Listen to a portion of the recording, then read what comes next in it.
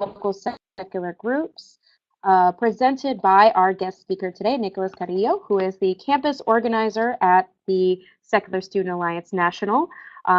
Very, very grateful to him for taking the time to do this. Some of you may know, the Secular Coalition did a comprehensive 120-day needs assessment earlier this year to get a sense of the challenges that local secular communities are facing. One thing that came up again and again was succession planning, that a leader will step down and then the group will disappear or be scrambling to find new leadership. And so our speaker today is going to give us some advice on how to prevent that from happening and making sure that you have long-term sustainability in secular groups by planning ahead. And before I turn it over, just quick housekeeping. If you are logged into the webinar, you should see a chat box where you can type up any questions you have. I'll be monitoring those, and Nicholas will be stopping along the way for questions, and so you can ask questions at any time, and we'll pause several times through the presentation. We'll also, of course, stop again at the end for more questions. If you happen to be calling in by phone, I don't think anybody is today, but if you are, we can also open up the lines for questions at the end. And with that, I'm going to turn it over to Nicholas. Cool. Thanks for the introduction, Sarah. Really appreciate it. Awesome. So like she was saying, I'm a campus organizer from the Secular Student Alliance. And for those that don't know our organization, we service and support over 300 student-led groups and chapters all across the country. And we help students basically do what you all do, but on a college campus, build a secular community, help them get involved and organize, whether it's in politics or whether it's just helping them, put on a small event to where they can know their friends. So really excited to be here and to be hosting this webinar. So yeah, let's jump right into it. So first I'll just go over our agenda, and as you can see right here, it'll include components of a great transition plan, recruiting and mentoring new officers, discussion, and then at the end we'll have a section for discussion and questions, but we'll also be having periodic stops where you can ask questions as well. Cool, let's jump on. Cool, so I just wanted to start off this webinar with a quote, and it's by Isaac Newton, and it's, "If I have seen further than others, it is by standing upon the shoulders of giants." And the reason this is important is because you all are the giants that your next leaders will be standing on. Leadership transitions are really important because it helps to be able to set the foundation for how well you all can succeed in the future. Cool. So today's schedule, like I mentioned earlier, we're going to be going over the components of a great leadership transition, recruiting and mentoring new officers, and then we'll have a section for discussions and questions. Cool. And then, so let's start it off. So some general principles to follow are, and these are principles that, can be applied to all of our different strategies for leadership transitions. And that's having an open line of communication with people that are planning, that are executing your events, that are preparing your meetings, and just making sure you're having detailed explanations of the way that you're setting up meetings, of the way you're setting up events, of how you organize in general, and just to be supportive at all times. I know sometimes we can fall into the trap of negative reinforcement, like if you don't do this, then X, Y, and Z is going to happen. But people can be busy, and at the end of the day, just having a positive, supportive attitude is the best for any group because it helps to keep everyone motivated and to keep a general nice, I guess, vibe in the air. And then just offering enough time for training, sitting down, having a day or two where you can go over everything and anything related to the transition. And we'll go over that a little bit more later on. And then just sharing any national resources or group resources you all have. Cool. So on to the next one. So where do I start? I think as a new leader, it can be hard, especially if you didn't have any sort of transition and no, or they didn't give you a proper transition, then it can be a little difficult to find out where you can even, how's the transition going to happen. And I think it's important to begin with identifying key roles. What positions will you need? Which positions are the most important to make sure your group is functioning and not only can function but can thrive? And throughout the year, it's important to just start identifying new leaders, like who will replace your current team. And you can do this in several different ways, who's the most active, who's seems like they're the most passionate, who's willing to come and sit up in the front, and are they, you know, empathetic with other people? Are they willing to listen? Are they, are they generally reasonable people? And, I think one of the big things is even if people haven't expressed interest in becoming a potential leader, as a leader for your organization, it's really important to approach them even if they hadn't considered it, because you'll begin to start planting the seed. And some people don't, they come into the meeting and they might not think, oh, I don't think I could be a leader. And if you set high expectations for them, like, no, I know you can execute this. I know you can do a great job. Here, why don't you take on a little project for us or help us, plan a meeting or come speak? And just finding the little things where they can help out here and there so that way you can start reinforcing that, no, they are a leader. And hopefully one day that'll mean a transition to where they can take over or take on a higher role. And I think this last point is really important. Preparing a transition folder, because a successful transition folder can really ensure that your new leadership team is prepared to handle almost anything. Of course, there's always the unknown, but I think it's really important that you all can have this, because then you can put, well, I'll go over that shortly for what a successful transition folder looks like.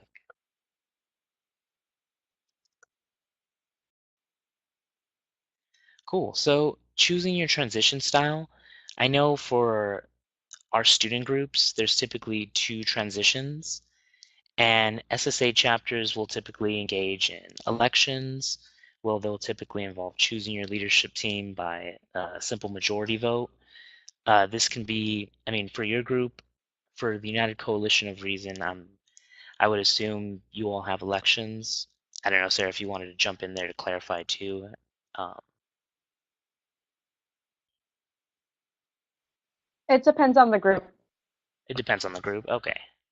So most groups either have elections or I guess, yeah, it depends. They could have nominations as well. So yeah, it's pretty similar with SSA chapters. Um, it's really up to you all. At the end of the day, I think nominations have helped when the group's still kind of getting off the ground, and you already know that there's really good people, but they might not either believe it yet or they still need a little push. And then elections, if your group's gotten bigger and you have a lot of people, a lot more people interested in getting involved, then elections are typically a lot more successful and probably going to be pushed for by your group internally. And once you, sorry about that, once you choose your transition style, you want to make sure you're identifying the key roles. So what sort of positions does your group need? At least for our SSA chapters, typical positions that our schools require are president, vice president, treasurer. But a lot of our chapters try to find where there's a need and develop an officer position for it if it's necessary. So sometimes they'll even have co-presidents, so not all the responsibilities on one person. They'll have public relations officers. That's someone that would be in charge of, posting to social media, doing press releases, just the overall general external face of your organization. And then our groups also like to have historians to kind of to document anything and everything they all do. That way, if a new leadership team comes in, they're able to look at some of the past events, what worked, what didn't work, what they really liked about a previous event, and it kind of just documents. your group's history? So I would definitely, this is a question that I ask our students so they can kind of reflect. Are there any special positions that your chapter's created that, you'd like to share? So I'll take this time to open the floor for anyone to answer this particular question, or if they have another one, they can ask as well.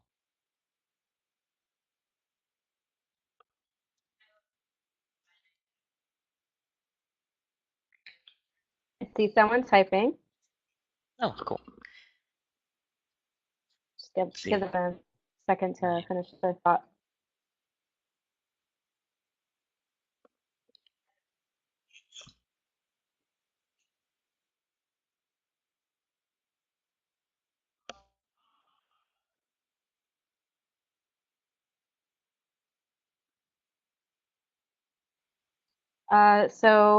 From Jonathan, we have committees on various topics more than individuals in special positions.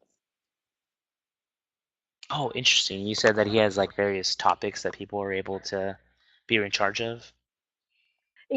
Committees that are dedicated to specific topics. I Oh, assume each committee probably has multiple people on it dedicated to that topic. oh, okay.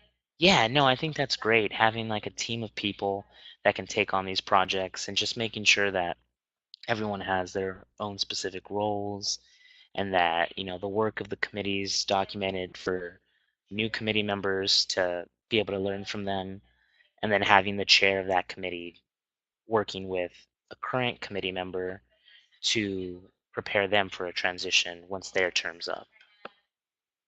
Okay, that's awesome. Cool. So if there's no other questions, then I'll definitely move on to the next one.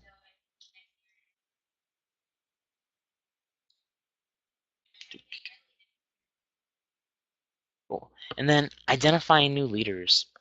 So when you're identifying new leaders, like I mentioned earlier, you're definitely going to want to look for people that are proactive and showing general leadership qualities.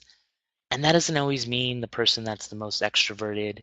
That can mean someone that's really good at asking questions, someone that's really a really good listener, or someone that can bring people together, and they generally have a sense of like where the group is failing, and they're kind of like mediators. So there's different types of leadership styles you'll want. I know when we typically think of leaders, we think of someone that's extroverted, outgoing, talking to everyone, but there's definitely different types of leaders, and each one of them can help not only help your group grow but help them thrive as well. And if you can't find anyone, then definitely just start recruiting and start planting the seeds early on. Start letting people know that, you think not only are they a leader, but that you'd love for them to take on this little project, whatever that may be. And even asking them, I think that's the most important. Asking them what brought them to the club and just kind of gauging their interests. And once you can gauge their interest, you can begin to see what they're the most passionate about and find a project that they might be willing to take on.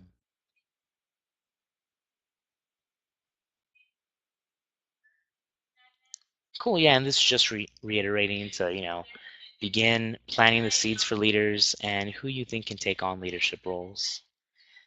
And it's important to also let them know what role they'd be great for and why. So if you have someone in mind that you think, they just kill it with social media, or they're just really great event organizers, or they really know how to lead a committee, or they're really great at just following along and taking notes, let them know, hey, we could really use someone to be the recorder for this meeting, or we could really use someone to help us with public relations or to be a committee chair.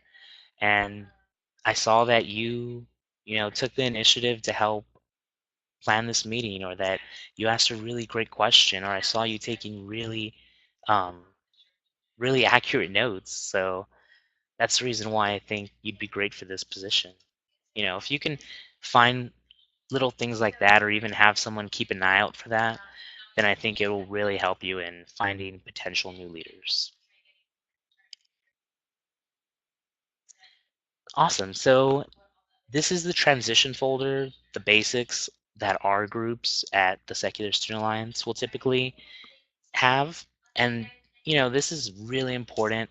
I won't go through like everything because there's a lot of information there, but the presentation itself will be on the United Core's website, and it'll also be on our website as well. But this one's a little bit different, so definitely check out your website for the most, for this one in particular.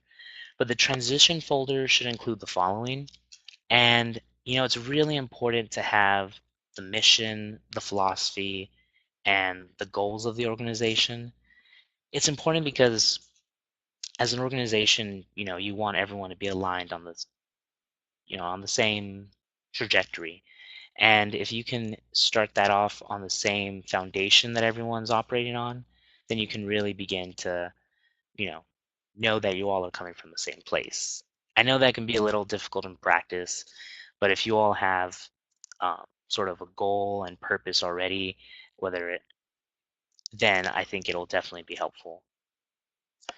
And just the organization's history, and this is why it's important to have someone that's sort of a historian.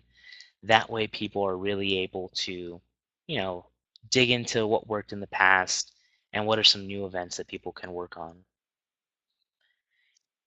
And then, so I'm going to go through the ones that I think are more important, or at least that we might not typically consider.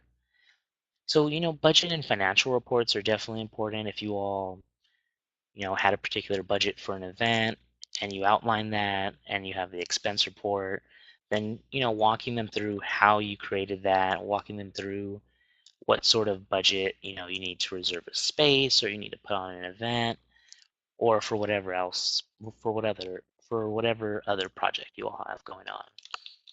That way people can have a general sense or idea of, you know, how much something's going to cost and what might need to be fundraised or, required.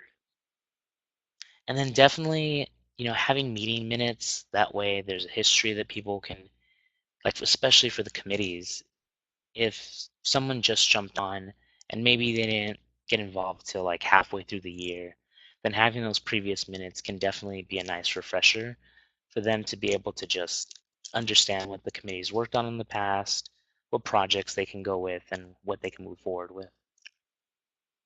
Cool. Give me a second. And then I think it's really important that as you're going through this, you are going over and you figure out an election process and timeline and definitely try to stick to that as best as possible. Like the first beginning of the months, like this month, next month, November, starting to look for and the seeds for potential leaders. And I think it's really important to start doing that early on because then once election time comes around or nomination time comes around, then you'll at least have some people in mind already instead of, scrambling to see who may or may not be willing to take on the next leadership position. Cool. And, the rest is just general information, emails to the chapter, emails from different people, list of people that have expressed interest, list of members, membership recruitment information, um, the officer positions or committee position descriptions, calendar of events if you all have one, deadlines for when to, if if you all plan events annually, what are the deadlines for being able to reserve a space, to reach out to different speakers? These are all different components of a successful transition folder that I generally recommend to all of our groups. Cool, yeah, and special events, kind of what I was touching on earlier. It's definitely important to just share and highlight, if you all have an annual event, maybe you all go lobbying, or you have, a fun social event that you're all going to, then having some sort of event planning guide, a checklist for any past events or programs, and then especially if you all have like a graphic design person or someone that, puts together the flyers, then I would definitely recommend sharing all of that with them, anything and everything you can, because then that way, as you put this in your transition folder, they'll have a reference for this, and if anything ever comes up, they can always reference that. And then, potential challenges that they may face in planning or executing, whether it's an event or for a committee meeting, having committee chairs kind of just answering a few questions like, what was the most challenging thing this year for you? What would you have done differently now that you've had a year of experience?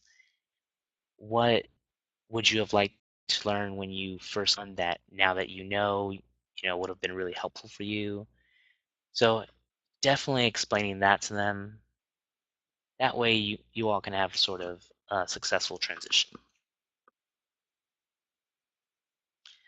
And this is just generally contacts. Make sure to share any and all important contacts.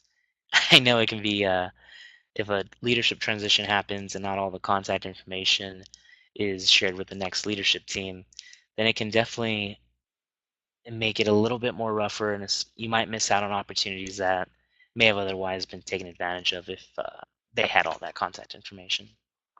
And that can be, local chapter contact information, the national contact information, important people that help you run your group or that allow you all to function because you know you have like you have someone that you contact specifically to rent the room or to reach out for flyers and graphic design or for social media or you know so definitely important to share any and all contact information.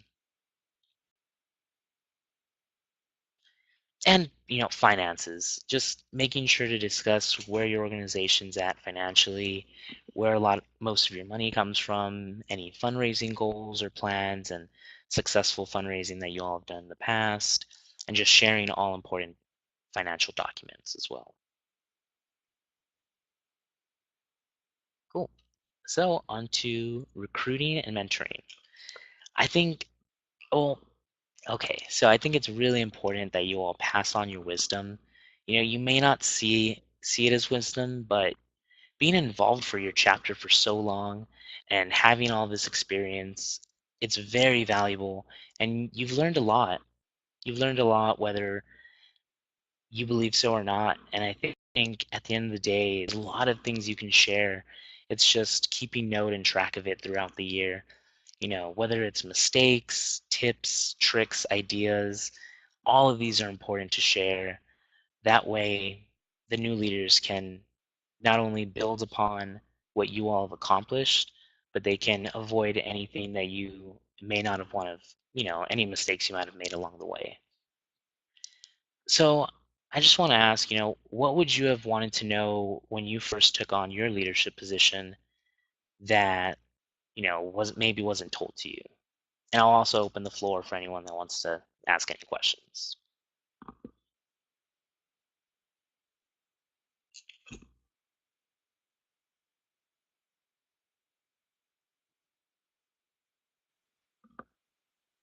I see something.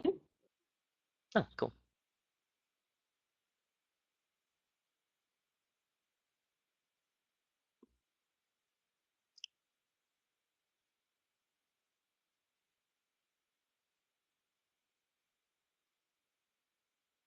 Reminder that you can use this time to ask any question that you might have or to respond to what would you have wanted to know when you took office. And from Jonathan, I guess I would have wanted to know just how much time all of this takes. Mhm. Yeah, that's a lot of our officers at the Secular Student Alliance say the same. And I think that's a really good point you bring up. Just knowing and being upfront with people and telling them like, this could take up some time, but that's why it's important to really start delegating and finding other people that can help shoulder that responsibility with you. And I think, don't, mislead them or try to soften it up. I think if you're just straight up with them and telling them, like being direct, yes, it's going to take some time, but at the end of the day, it'll be worth it. And, this is one of the showing them an example of an event that may have, been really hard to execute, took a lot of time, and then showing them, but look at how amazing it was. Then I think it'll show There's them a that, oh yeah, go for it. there's sorry, there's another comment from Isaac. He says, I am the founder. I'm generally surprised at the ratio between how many people want to be members versus how many people want to actually do the hard work. Many more folks just want to be a member. Yeah, no, that's definitely a common issue. People, generally like to take, well, not everyone, but some people like to take a back seat. And I think it's important to be able to start planting those seeds in people and making them, the more connected you can make them feel to your group and the more involved, you know, s- even just going up to someone after the meeting and saying, hey, you should definitely, come to this committee meeting. We'd love to have you, and just outlining why it's important. Um, and another way to do that is when you have the social events, you can really start to get to know people on a deeper level.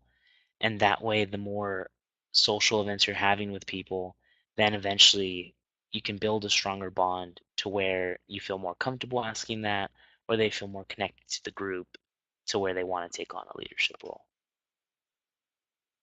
Cool. Were there any other questions? Or if not, I'm probably going to move on to the next slide. That's all we have for now. We do have Rory, who is said this is all excellent information, but he has to sign out in a few minutes. So he wanted to get your contact information for follow-up questions. Oh, yeah, no problem at all. So here, it is Nicholas, that's Nicholas dot Carrillo, Carrillo at secularstudents.org. Awesome. And then I'm sure we have all your emails too, so I'll reach out to you as well.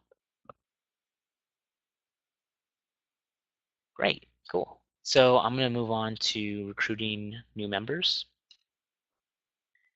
And this is sort of just a little plug for the Secular Student Alliance, especially if you need new young members. Definitely check out our website. I included a bit.ly link so you can, find local secular student groups, and that way, you can reach out to them, try to partner up with them for an event.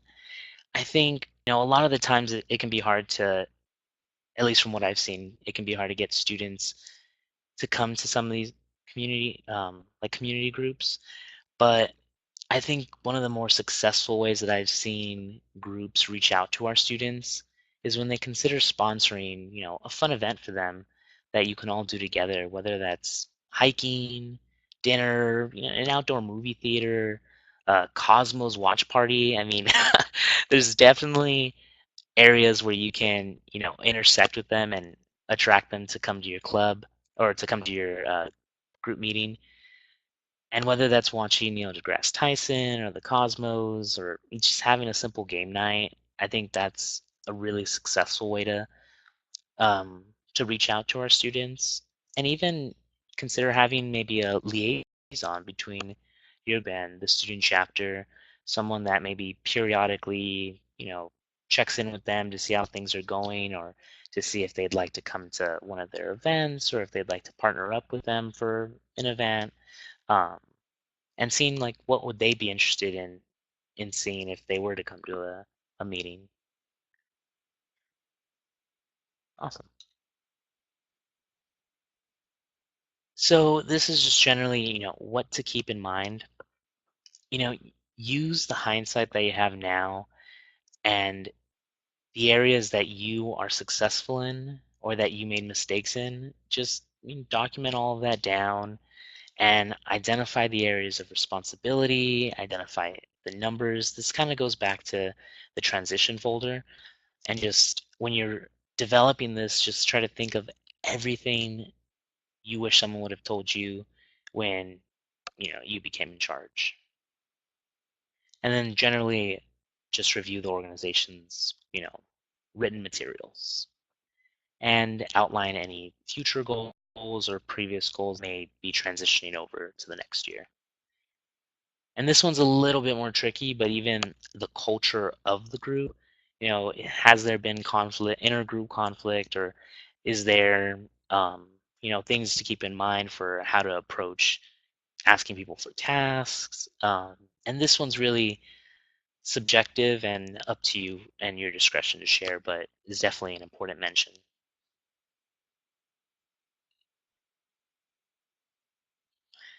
And these are some other things to keep in mind when mentoring new leaders and also just developing the transition folder. Having some ideas for improvement and and sharing that with the new leaders is definitely something you need to do, just so that way they know where you're coming from and they know what may have worked and what didn't work, and they can continue those ideas for improvement. And just going through all of this with them: recruitment ideas, fundraising ideas, an end of the year report incorporating your goals, activities, accomplishments. And I think this last point is something that I recommend to all of our student leaders that are graduating or handing off the reins. And that's, don't drop off.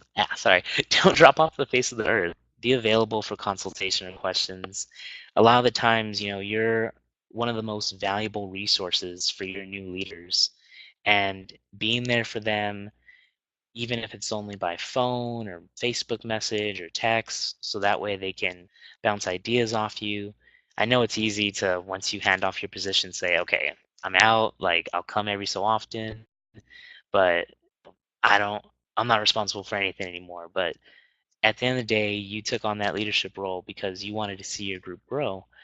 And as you stay connected with that group, you're helping to continue to build onto that foundation. So definitely stay connected. And these are just some general questions that I'm going to leave on this presentation for you all to view later, that can help you in reflecting for what you all should put in a transition folder, or what you all should be asking some of the new leaders. What was the best experience you had in this position? What was the most difficult? What tips could you give to make things smoother? And, I on the next slide, there's also some additional questions. So this is an internal resource for you all to use. Feel free to, change it, tailor it to however you see fit. Cool. And I think this is something that people might forget about doing, and that's shadowing. Once you do have new leaders, it's important to kind of to walk them through a typical day in your position or a typical evening, and having them filling out paperwork together, planning an agenda for a meeting, having them run a meeting. That way they can get an understanding of what it takes and what it doesn't. And general rule of thumbs when training, and sorry, and a general rule of thumb when training is to explain the task, show them how to execute it, have them explain what it entails, and then have them execute. So for hosting a meeting, you'll explain what it takes to host the meeting, you'll show them what it's going to take to execute it, explain the process and what that whole task is going to take, from the beginning to the end, and then have them run a meeting. And I think shadowing is really important, whether it's having them shadow a committee, having them shadow, you planning an event, or having them just shadow you for the evening during a typical day. And just going back to what I was saying earlier, stay in touch. As a former leader, you can help out in several different ways, whether you're sharing and celebrating the successes that they're starting off with online, or you're lending your help when an internal group conflict happens, and you're encouraging them or showing them how they can handle it and how you may have handled it. Just offering guidance whenever possible. So I'll open this one up as well, this time for questions, general questions, or to answer this: how has a former leader helped you or your chapter? So the floor is open to anyone, and if not, then I'll move on to the next slide. I did see some, so I think we should wait just a minute. Okay, sounds good.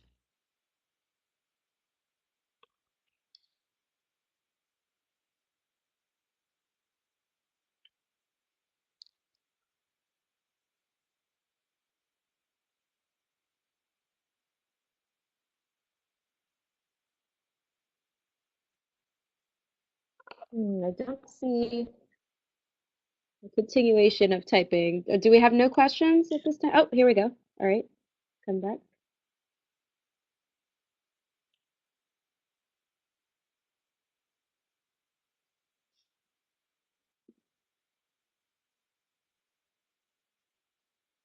Okay. I'm currently working with our current leader on a project. I have a feeling that it might be grooming me for future leadership without my really knowing it, which is probably a good idea. Oh, I'm so sorry. Could you repeat that, Sarah? Yeah, it's more of a comment than a question. That's fine. Well, one gentleman is going to have to sign out, but he said thank you, and he's looking forward to the follow-up materials. And Awesome. then we have Jonathan who says, I'm currently working with our current leader on a project. I have the feeling that he might be grooming me for future leadership without my really knowing it, which is probably a good idea. Yeah, yeah, definitely. Thanks for sharing that. Yeah, I really appreciate that. Yeah, that's the best transition. And then once your elections come around, then you know, or nominations, you know you're already ready to handle it. I think those are all the Awesome. questions we have for now. Okay, so that pretty much that pretty much wraps it up. I was gonna leave this time for discussion as well.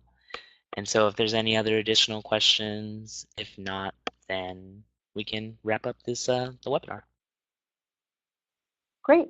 I'm going to open up Jonathan so you don't have to, and our other participants don't have to type. I'm going to open it up for discussion in case anyone has any additional comments.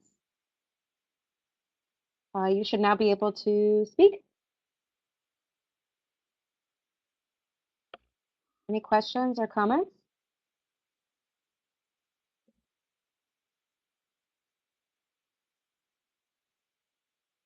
Going once, going twice? Sold. Okay. Great. Well, we've already gotten a lot of positive feedback for during this webinar. I know a lot of people will be watching the recording. So thank you again, Nicholas, for taking the time. Lots of great information in here that I know folks are dying to get a hold of. So I can't wait to share that recording around. So thank you. Thank you to the Secular Student Alliance, and thank you to everyone who participated today. Yeah, thanks for hosting me, Sarah, and really appreciate coming out here to help with this webinar. And if you all ever need anything else, feel free to reach out at any time. Great. Thanks again, everybody. Have a wonderful week. Take care, everyone.